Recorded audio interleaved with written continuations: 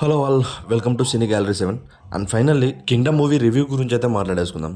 Movie మాత్రం నాకు పర్సనల్గా చాలా బాగా నచ్చింది. మూవీ మెయిన్గా నచ్చడానికి ఈ హీరోస్ గురించి పక్కన పెట్టేస్తే 3 రీజన్స్ అయితే ఉన్నాయి. ఫస్ట్ రీజన్ వచ్చేసి గౌతమ్ తిన్ననూరి స్టోరీని బాగానే డెవలప్ చేశాడు అండ్ డైరెక్షన్ కూడా చాలా బాగుంటుంది. నాకు మెయిన్గా నచ్చింది ఏంటంటే విజయ్ దేవరకొండని చాలా హైలైట్గా చూపించాడు ఈ మూవీలో. అండ్ సెకండ్ రీజన్ వచ్చేసి సినిమాటోగ్రఫీపై గిరీష్ గోవర్ధన్. మూవీలో మెయిన్గా ఫ్రేమ్స్ మాత్రం అద్దిరిపోయాయి. గుర్తుపెట్టుకోండి, మూవీ ఓటీటీలో వచ్చాక దీని మీద వచ్చే ఎడిట్స్ కానీ లేదంటే వాల్ పేపర్స్ కానీ ఆ లెవెల్లో ఉంటాయి, ఎందుకంటే అంత మంచి ఫ్రేమ్స్ ఇచ్చారు. నాకు థియేటర్లో చూసినప్పుడు విజువల్గా చాలా బాగా అనిపించింది. అండ్ థర్డ్ రీజన్ వచ్చేసి ఎడిటెడ్ బై నవీన్ నోలి. ఒక మూవీకి లైఫ్ అంతా ఉండేది ఒక ఎడిటింగ్ దగ్గరే. అందుకేనేమో సందీప్ రెడ్డి వంగ గారు తను తీసిన మూవీని తానే ఎడిట్ చేసుకుంటాడు, ఎందుకంటే ఎక్కడ ఏ కట్ పెట్టాలనేది తనకు క్లియర్గా తెలుసు కాబట్టి. అలా అన్ని తెలిసిన వాళ్ళల్లో నవీన్ నోలి ఒకళ్ళు.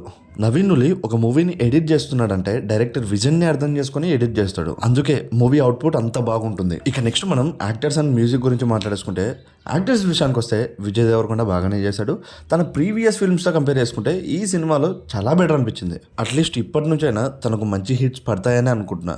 అండ్ నెక్స్ట్ వచ్చేసి సత్యదేవ్ మాత్రం టెరిఫిక్ మ్యాన్. సత్యదేవికి ఎలాంటి క్యారెక్టర్ ఇచ్చినా, అది మెయిన్ లీడ్ కావచ్చు లేదా సపోర్టింగ్ క్యారెక్టర్ కావచ్చు, ఎలాంటి క్యారెక్టర్ ఇచ్చినా తన 100% ఎఫర్ట్స్ ఇస్తాడు. ఈ మూవీలో కూడా అలానే ఉంటుంది. కొన్ని చోట్ల విజయ్ దేవరకొండ కంటే సత్యదేవి చాలా బాగా ఎలివేట్ అవుతాడు. అండ్ నెక్స్ట్ వచ్చేసి మురుగన్ క్యారెక్టర్ చేసిన వెంకటేష్ మాత్రం గుర్తుండిపోయే క్యారెక్టర్ అది. తనని గుర్తుపెట్టుకోండి, మన తెలుగులోనే నెక్స్ట్ చాలా ఫిల్మ్స్లో వచ్చేస్తాడు, ఇది మాత్రం గ్యారంటీ. ఎందుకంటే మూవీలో తన క్యారెక్టర్కి తగ్గట్టు యాక్టింగ్ చేశాడు. నాకు అనిపించింది ఏంటంటే తనకిచ్చిన క్యారెక్టర్ కన్నా యాక్టింగే చాలా బాగా చేశాడు అనిపించింది. ఆ క్యారెక్టర్లో ఇంకొక వాళ్ళని పెట్టింటే కొంచెం అటు ఇటు అయ్యేదేమో. మురుగన్ క్యారెక్టర్లో వెంకటేష్ మాత్రం చాలా బాగా చేశాడు.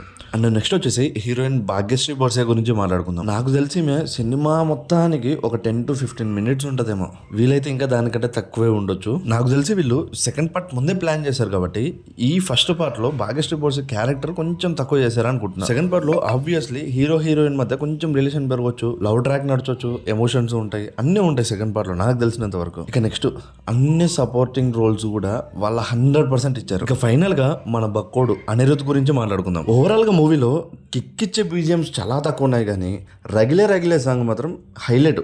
మూవీ మొత్తానికి హైలైట్ అంటే అదే. మూవీ చూసిన వాళ్ళు అనిరుద్ మ్యూజిక్ మీకు ఎలా అనిపించిందో ఒకసారి కింద అయితే కామెంట్ చేసేసేయండి. ఇక ఓవరాల్ గా మూవీ మాత్రం నాకు చాలా బాగా నచ్చింది. ఈ కింగ్డమ్ అనే మూవీ థియేటర్లో ఎక్స్పీరియన్స్ చేయాల్సిన మూవీ. ఒక్కసారి థియేటర్లో చూడకపోతే థియేటర్లో ఎక్స్పీరియన్స్ చేయండి, చాలా బాగుంటుంది. ఇక ఈ మూవీకి నా రేటింగ్ వచ్చేసి, రేటింగ్ బొక్క ఎందుకు కానీ మూవీని థియేటర్లో చూడండి. మళ్ళీ ఇంకో నెక్స్ట్ వీడియోలో కలుద్దాం. మన ఛానల్ని సబ్స్క్రైబ్ చేసుకుని మాత్రం అస్సలు మర్చిపోకండి.